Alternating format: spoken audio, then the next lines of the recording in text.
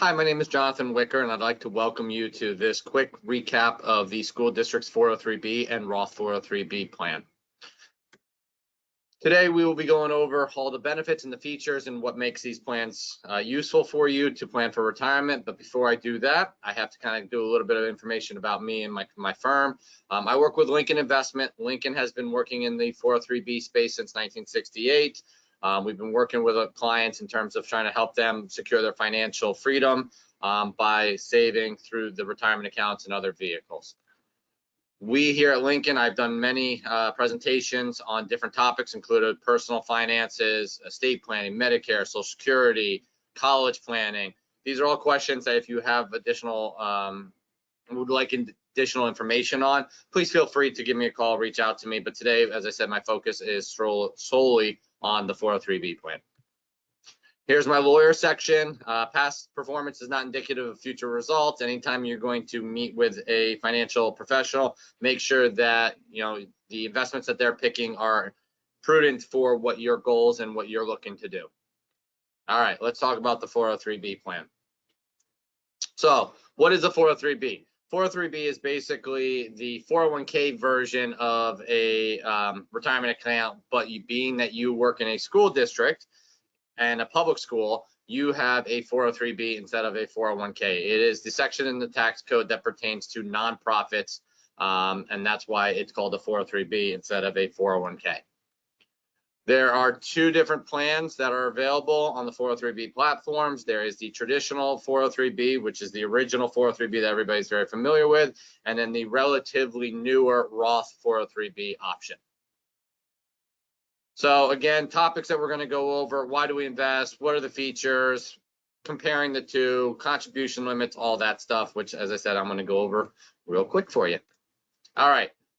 Anybody working in the public schools knows that when you do retire, you will have a large percentage of hopefully your income in retirement will be coming from your state pension and Social Security, whatever that may look like.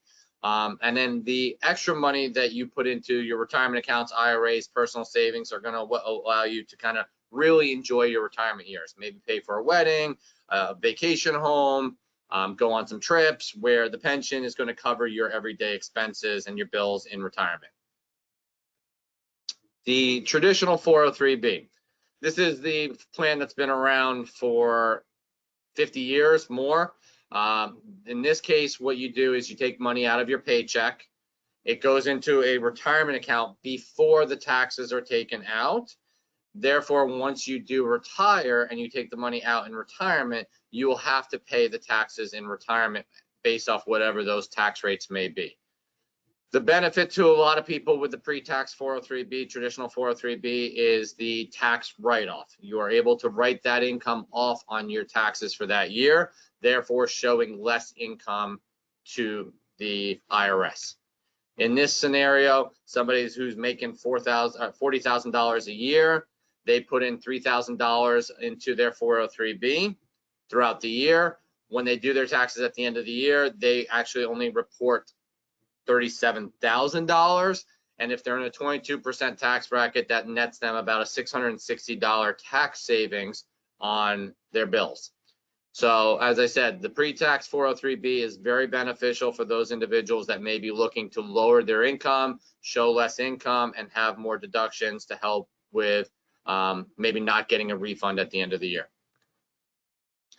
The Roth 403B is the opposite. So instead of not paying taxes up front, you pay the taxes on the money up front before it goes in. There is absolutely no tax benefits to you in that current tax year because you're paying taxes on the money before it goes into the account. The benefit to the Roth, though, is that you don't pay taxes on the money as it grows and upon withdrawal. So as I mentioned earlier, this account is relatively new. It's only been around for the last 19 years. Contributions, as I said, go into the account after taxes. Everything grows tax deferred, meaning as you are still working and the accounts are growing, you don't pay any taxes. And because you paid taxes on that money when it went into the account, upon withdrawing the money in retirement, you pay zero taxes on that money. Now, the other benefit to this account is that at age 73 currently, that number will be going up to a higher limit in a few years. But currently, if you are age 73 and you have money in your Roth 403b, you are not required to have to pull money out of that as you are with the pre-tax. So it kind of gives you an ability to continue to allow that money to grow and pass on to your children or beneficiaries or whomever you'd want to list. Here's a nice little side-by-side. So as I mentioned, pre-tax 403b, you don't pay taxes now. Roth 403b, you pay the taxes now. Both of them grow tax deferred, meaning you don't owe any taxes as the account grows and earnings are on there. But the biggest difference between the two is, one, you have to pay taxes on when you retire. Two, you don't pay the Roth. You don't have to pay any taxes on when you retire. Now, which one's better for you? Currently, I've been having this struggle with a lot of clients. With your pensions being what they are, knowing what teachers today and employees of school districts are retiring and what their incomes are looking like, generally the conversation I'm having with people is, hey, did you get a refund or break even on your taxes? And if the answer comes back and says, yes, I got a $4,000 refund, first off, I go, well, that's awesome, good for you, but you're giving the government too much money, and that's why you're getting a refund. So to put that individual into a pre-tax 403b, all that's going to do for them is give them more of a refund, which again is cool, but do you really need to be giving the government more of your money just to get it back? In that case, for individuals that might be younger or they're getting refunds, I really lean into the Roth because that gives them that ability to know that every dollar they're putting into that account when they get to retirement age is tax-free. Cash money, no taxes owed. If the federal government decides to raise income taxes in the future, not a problem. You don't have to worry about it. So, and for those individuals that might be owing a little bit of money, we have a conversation of whether they should actually put more withholdings out of their taxes at that time towards their taxes or do the pre-tax. So that's a conversation that we generally have between you, me, maybe an accountant that's been working on your taxes for some years, and try to figure out which one is the best. But as I said, I personally am a big fan of the Roth. All right, how much can you contribute for this year? So for this year, the contribution, if you are under the age of 50, is $23,500 or 100%. So if you only make, $15,000, you can put all the money into your 403b. There is a catch-up for those of you that might be over 50 years old. Currently, that catch-up is $7,500. So $7,500 plus the $23,500 gives you $31,000 in contribution limits for the year. Relatively new is this super catch-up for this year. Anybody between 60 and 63, they can put additional money in on top of the 7,500. So instead of 7,500, they can actually go up to 11,250. So it's super kind of new, and you have to kind of fall within that age group and be contributing the maximum to be able to fall under that. But that is a new rule. The special catch-up, basically, it doesn't really apply any much because you have to be working in this district for more than 15 years and in essence not put any money away and want to contribute. There's some calculations we can do on that, but obviously just let us know if you've been working in the district for more than 15 years and you're over 50 years old. Okay, contribution limits are cumulative. So what that means is if you're doing the pre-tax and the Roth, which you can do both at the same time. I have clients that might be doing $100 pre, $200 to the Roth. You can definitely do that. But those limits, the $23,500 or say the $31,000 or the $34,650 or $750, those limits are cumulative. So if you put in and you're under 50, you put $10,000 into the pre-tax, you can only do $13,500 into the Roth. You can't do 23 into both. Hopefully that makes sense. All right, this is one of my favorite slides. For those of you that may just be starting in the schools, this is something that kind of hits home. I always tell clients there's only two things that really matter in terms of how much money you're going to have when you retire. One is how many years do you have to contribute, and two is how much money you're putting in. Everything else, for the most part, should play out over the years based on the market. But this shows Susan, who I love to death. She was 25 years old, started the 403B, put some money in, $100 a month in, and at 40, for whatever reason, she walked away, stopped contributing, but just let that account continue to grow until 65. Then here comes Sam. Sam said for the first 10 years, I'm not doing this. I don't want to put money in. And at 35, panicked and said, oh, I need to start putting money away, and did $100 a month, just like Susan. But Sam did it for 30 years, double the amount of time as Susan. But because Sam didn't start at 25, Sam lost out on all those years of that money accruing. So even though Sam doubled the contributions, 18 compared to 36, Sam still ended up with less money at 65 than Susan, because Susan had that time to allow that money to grow. So the sooner you can start this, even if it's a small amount, the more money you will have when you retire. Why do we contribute to it? Bottom line, pensions are great, but ask anybody who retired in a school district 20 years ago how their pension is feeling today. 20 years ago, they retired feeling pretty great about themselves.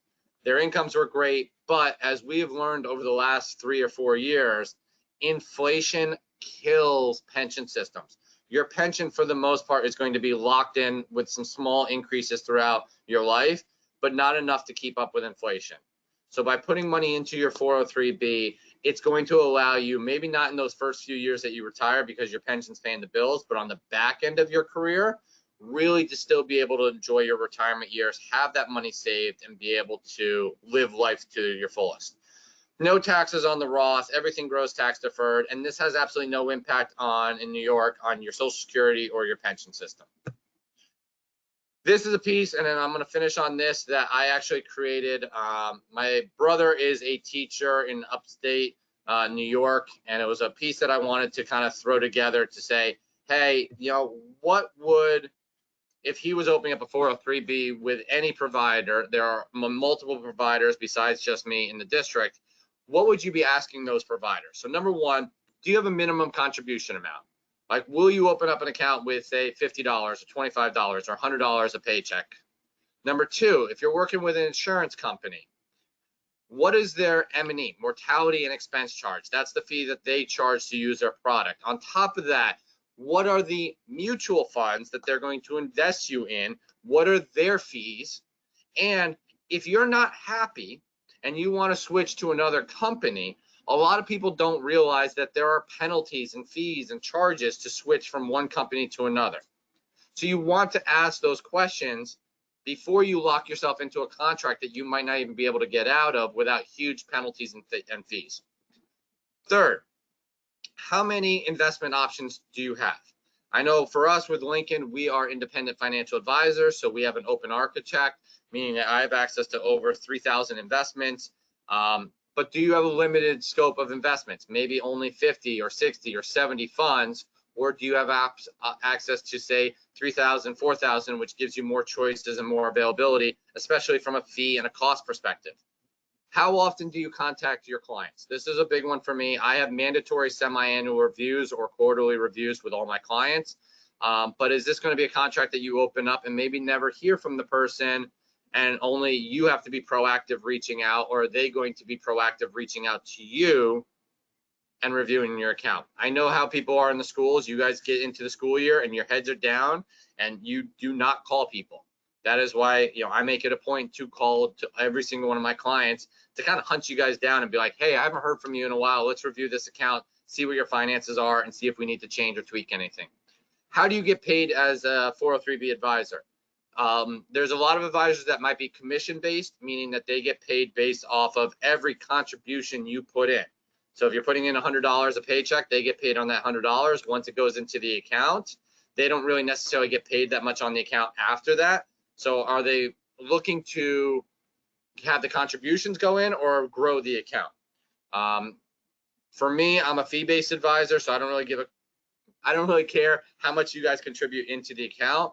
I get paid based off of how the account performs and the growth. The better your accounts do, the better you do, and the better I do. So that's kind of my model compared to the commission model. So make sure you're asking those questions and see how we're getting paid, because you want to know where their interest lies. And then the other one is, what products and services do you offer?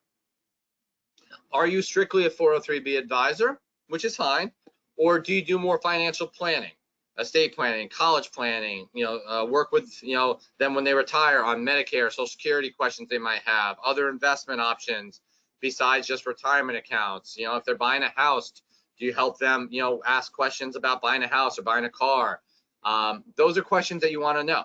Like, are they going to be your financial advisor, or are they going to be more of your financial advisor on the 403b? So those are good questions to know, and kind of know what that relationship will look like before you start working with those individuals. The last piece, I am psychotic about fees. My expenses usually range around 1.3 all in, 1.35, somewhere in there with all my clients. This is an example of somebody who's paying 2.25 compared to 1.5. It shows that somebody who's doing $500 a month over a 30-year period, just based on 0.75% difference in fees, equals almost $51,000 in fees difference to that individual. So before you open up any 403b with any provider, find out what their fees are, because one of the biggest things, as I said, two big things: how much you contribute and how much time in the account is a huge factor as to how much money you're going to have. But also, if the company is taking 2-3% a year in fees, that's going to have a massive negative impact on how well that account grows over that time. So make sure any advisor that you speak to, you ask them about their fees, their costs, and what their charges are before you go into those accounts. Any questions, always feel free to reach out to me, give me a call.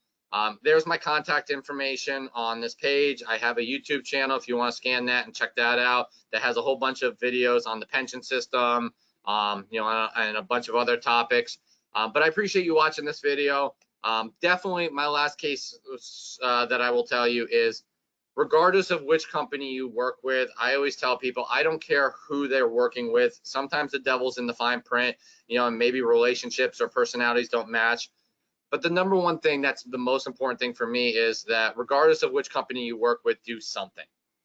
I have a lot of people that I talk to that are in a school, working there for 15 years, finally come up for air and go, oh, dang, I wish I did this 15 years ago. So that would be the first thing I would tell you is, if you're new in the school district, reach out to a provider, find out all that information on them, make a best case judgment for yourself and what is best for you. And then get the account open and start putting as much as you can away. Obviously, you got to pay the bills, but save for retirement, and that way you can enjoy those retirement years when you get to that point. Thank you again so much for watching this video. Look forward to talking to anybody who might have any questions, and have a great rest of your day.